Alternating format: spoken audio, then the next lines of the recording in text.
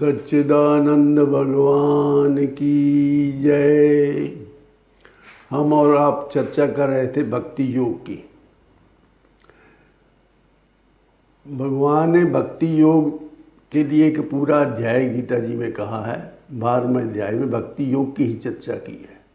भक्ति योग के बारे में भगवान ने बताया अर्जुन के ये पूछने पर कि भक्ति सगुण की जाए या निर्गुण की जाए, या भक्ति के लिए कोई आधार मानकर परमात्मा की कोई शक्ल मानकर परमात्मा को कोई किसी प्रकार उसकी कोई बनावट मानकर सगुण जो देखा जा सके, जिससे बात की जा सके, तो ऐसे करनी चाहिए या निर्गुण की करनी चाहिए जिसकी कोई शक्ल नहीं है, जो सब जगह व्यापक है और जिसके बारे में ये नहीं कहा जा सकता कि उसकी पर्टिकुलर शक्ल है, सब जगह है विदाउट एनी शेप, उसकी कोई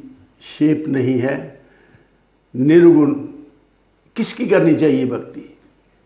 तो ये सवाल सिर्फ अर्जुन का ही नहीं, अर्जुन तो हमारा प्रतिनिधि है, वो ऐसे सभी क्वेश्चन पूछ रहा है जो हमारे और तुम्हारे हो सकते हैं। तो अर्जुन पूछ रहे हैं भगवान से, एवं सतत युक्ता ये भक्ता स्वाम पर्युपास्ते ये चाप्यक्षरम अव्यक्तम तेषाम के योग वित्तमः, कि अव्यक्त की करें या व्यक्त की करें, भक्ति किसकी करें? भगवान के मैया वेश मनो ये माम नित्य युक्ता उपास्ते श्रद्धया पर्युपेतास्ते में युक्त तमा मता ये त्वक्षर निर्देश्यम अव्यक्तम पर्युपास्ते सर्वत्र गम चिंत्यम च कूटस्थ मचलम ध्रुवम संयम इंद्रियग्रामम सर्वत्र संबुद्ध्य ते प्राप्नुवन्ति मामेव सर्वभूत हिते रता। भगवान बता रहे हैं कि मेरी समझ में सगुण की भक्ति करना ज़्यादा उत्तम है।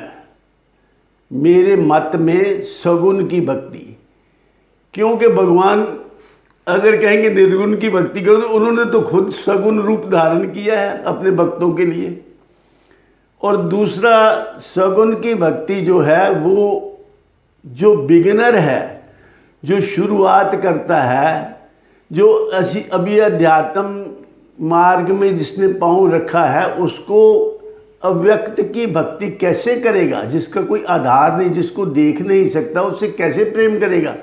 ये भक्ति तो प्रेम और मोहब्बत का मार्ग है।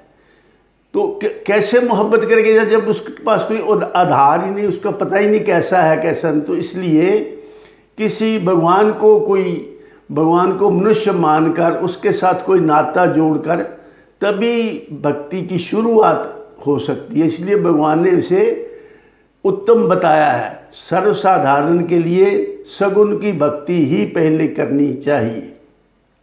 तभी हम मंदिरों में जाके मूर्ति पूजा करते हैं। मूर्ति पूजा एक बहुत बड़ा विज्ञान है। आधार के बगैर हम कैसे कंसंट्रेट करेंगे जब हमें पता ही नहीं किस पर कंसंट्रेट करेंगे? तो इसलिए भगवान ने कहा कि मेरी उत्तम भक्ति जो है वो सगुण उपासक जो है वो मेरे समझ से सबसे उत्तम है।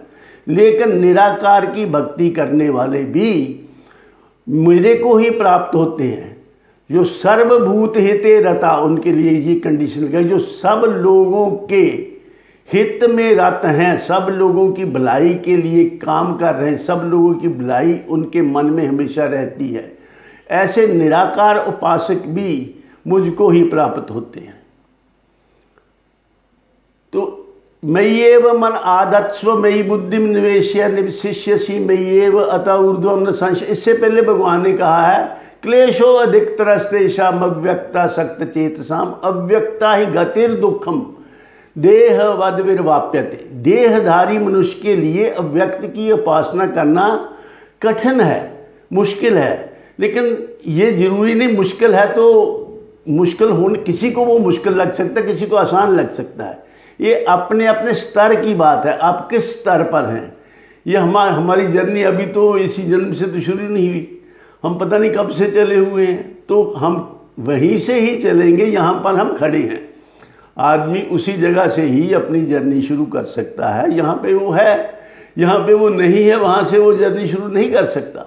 तो इसलिए यद्यपि ये कठिन है, तभी भी कईयों के लिए ये मार्ग भी ठीक है। अव्यक्त की भक्ति करना भी ठीक है, चाहे इसमें क्लेश ज़्यादा है। अव्यक्ता ही गतिर दुखम देहवद विर्वाप्यते, ये तो सर्वाणि कर्माणि मयि सन्न्यस्य मत्परा अनन्य नैव योगेन माम ध्यानतो उपास्ते। इसलिए तू हमेशा मेरा ही ध्यान कर। मय्येव मन आधत्स्व मयि बुद्धिम निवेश्य निवशिष्यसि मय्येव अतः ऊर्ध्वं न संशय। मुझ में मन को लगा, मुझ में बुद्धि को लगा, ऐसा करने से तू मुझ में ही निवास करेगा।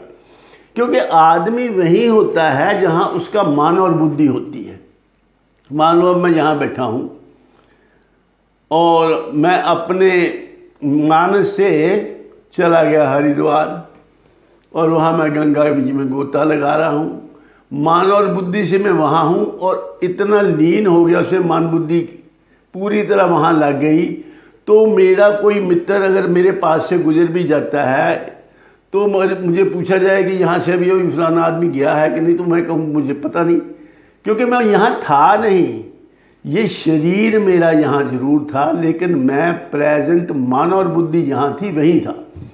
तो इसलिए भगवान ने कहा मुझ में मन और बुद्धि को लगा, तू मुझ में ही निवास करेगा। मय्येव मन आधत्स्व मयि बुद्धिम निवेश्य निवशिष्यसि मय्येव अतः ऊर्ध्वं न संशय अथा चित्तम समाधातुम नाशक्नोषि मयि स्थिरम अभ्यास योगेन ततो मामिच्छाप्तुम धनंजय। अगर ऐसा नहीं कर सकता, मन और बुद्धि तेरा मुझ में नहीं लगता, तो अभ्यास योग का आश्रय ले, अभ्यास करो, गीता जी का पाठ करो, भगवान का नाम का सिमरन करो, कीर्तन करो, जो भी आपके मन को अच्छा लगता है वो परमात्मा के प्रति उस काम को करो जो आपको रुचि है। उसके हिसाब से सेवा कार्य करो, कोई भी जाके मंदिर में, किसी ये वृद्ध आश्रम में, मंदिरों में, गौशाला में परमात्मा के निमित्त काम करो। तो ऐसा करने से अभ्यास योग से आपका मन और बुद्धि परमात्मा में लगने लगेगा। अभ्यास योगेन ततो मामिच्छाप्तुम धनंजय, मेरी प्राप्ति की इच्छा कर और उसके लिए अभ्यास योग का आश्रय ले। अभ्यासेप्य समर्थोसि मत्कर्म परमो भव मदर्थमपि कर्माणि कुर्वन् सिद्धिमवाप्स्यसि अथैतदप्य शक्तोसि कर्तुम मद्योगमाश्रिता सर्वकर्म फल त्यागम ततः कुरु यथातमवान्। श्रेयो हि ज्ञानमभ्यासाय ज्ञानाद ध्यानम विशिष्यते ध्यानात् कर्म फल त्यागस् त्यागाच शांतिरनंतरम।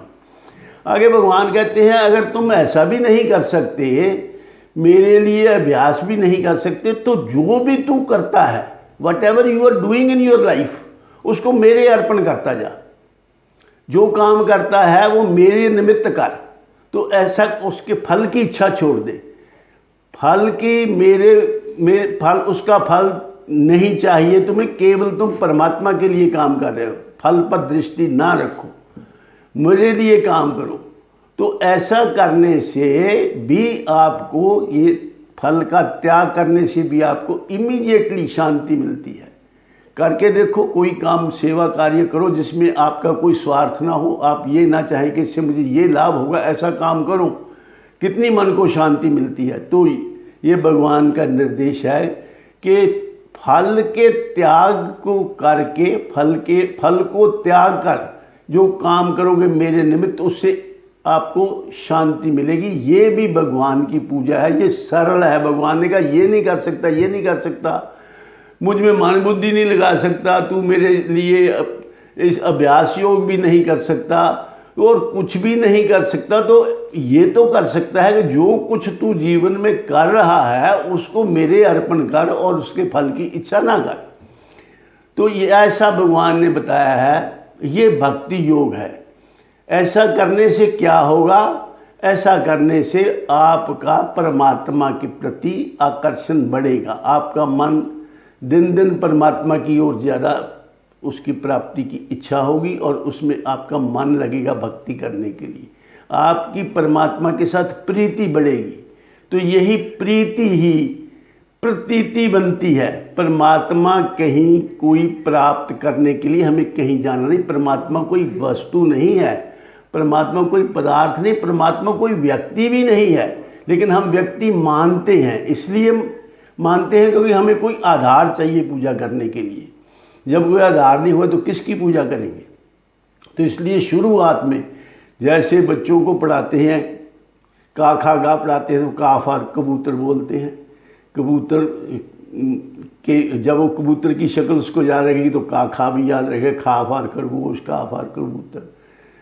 ऐसे ही भगवान की कोई शक्ल ना होने से भी हम उसकी कोई शक्ल मानकर उसकी उपासना करना शुरू करते हैं। बाद में आहिस्ता आहिस्ता हमें जैसे जैसे परमात्मा के साथ प्रेम बढ़ेगा, अपना मन शुद्ध होगा, तो परमात्मा के सही स्वरूप का भी कि वो निराकार है, कैसा है, उस समझ में आता जाएगा।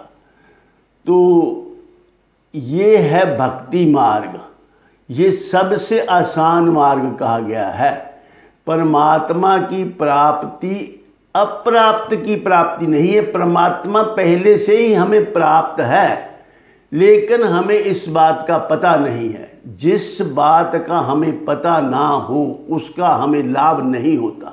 एक छोटी सी मैं मिसाल देता हूँ, उदाहरण देता हूँ। मान लो आपकी जेब में पैसे हैं, 5,000 10,000 रुपये कुछ भी आपकी जेब में है, लेकिन आपने कोट पहना हुआ, पैंट पहनी हुई, कई जेबें हैं, पता नहीं किस जेब में है। तो आप पेट्रोल पंप पे जाते हैं, गाड़ी में गाड़ी फुल करवा लेते हैं।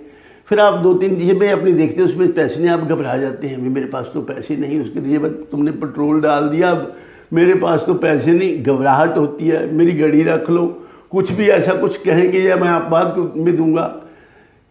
उस जो बाद में उस आपको अचानक सूझता पिछली जेब में देखी नहीं, देखा तो उसमें पैसे हैं। तो जब तक आपको ये पता नहीं था कि मेरे पास पैसा है, धन है, रुपए हैं, तब तक आपको उस रुपए का कोई लाभ नहीं था। जब पता चला तभी तो लाभ उसका हुआ। तो ऐसे ही परमात्मा हमें हमेशा प्राप्त है, लेकिन हमें उसकी प्राप्ति का पता नहीं है। भक्ति से उसकी प्राप्ति का पता चलता है। तो प्रीति करना, पहले परमात्मा से प्रीति करना, फिर प्रीति से उसकी प्रतीति होगी, उसको वो हमारे अनुभव में आएगा। तो परमात्मा से प्यार करो, परमात्मा को अपना कुछ मान लो, चाहे पिता मान लो, माँ मानकर भी हम माँ की भक्ति करते हैं, माँ के रूप में भी परमात्मा की भक्ति करते हैं। और गोपियों ने तो उसको अपना फ्रेंड माना, भगवान की सखियाँ थी, वो सखी मीन्स उनकी गर्लफ्रेंड थी, और गोपियों के लिए वो सखा था। तो वो भी एक तरीका है। किसी तरीके से भी उसके साथ कोई भी नाता जोड़ लो, वो उसी नाते को निभा देता है। उसी नाते में आप उसके साथ प्रगाढ़ प्रेम जब करोगे तो वो अपना जो प्रत्यक्ष रूप आपको दिखा देगा।